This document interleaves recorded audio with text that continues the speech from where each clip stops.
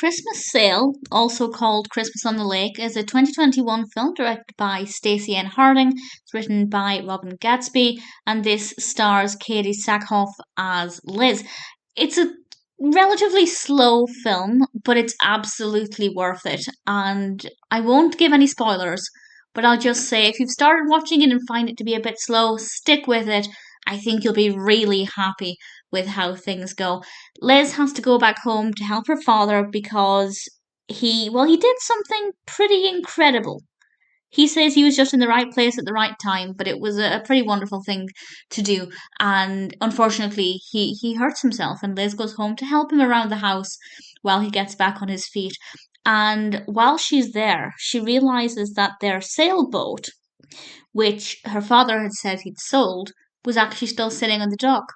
And bits of her past and her memories of her mother start to weigh down on her as she has a lot of questions about what's really going on and what her father's really thinking. And her father doesn't want to open up about anything. It's a difficult time for Liz to get information, but hope is found in two places. One is in her daughter Hannah, played by Emma Oliver, who starts to develop this really great relationship with her grandfather. Her grandfather is Dennis, played by Terry O'Quinn, and she helps him to start to see things from a different perspective.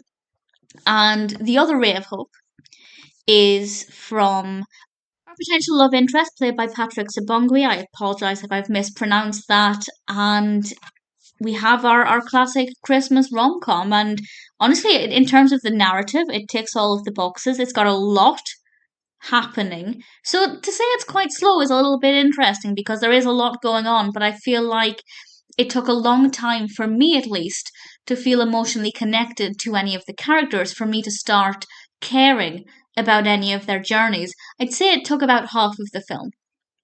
But once we got there, it was absolutely worth it, and I really thoroughly enjoyed watching them flourish. A lot of it is about getting this boat ready for the boat parade, and I won't say too much about that, but I will say visually, they did an amazing job.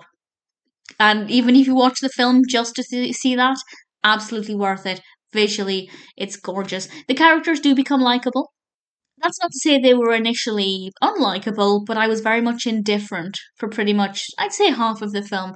But over time, I grew to care for them, wanted the best for them, and I think as they started to open up, and as we started to dig deeper into the narrative and what was really going on, it became a lot more fascinating and I guess a lot easier to get on board with what was happening in their lives and really start to want the best for them. So it's worth it. It is a little slow, but ultimately, it's one that I enjoyed watching.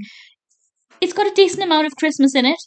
It's not overly baked in festivities. So if you're the kind of person who likes Christmas films, but you don't like them to be too sickly sweet, I think this one would be a good one to go with. I think it's got a nice balance there. Personally, I don't mind it either way. I love the sickly sweet Christmas films, but I quite like the ones where it's maybe toned back and is maybe a bit more realistic. But either way, whatever kind of Christmas film you're looking for, I think Christmas Sale or Christmas on the Lake is one that's worth watching.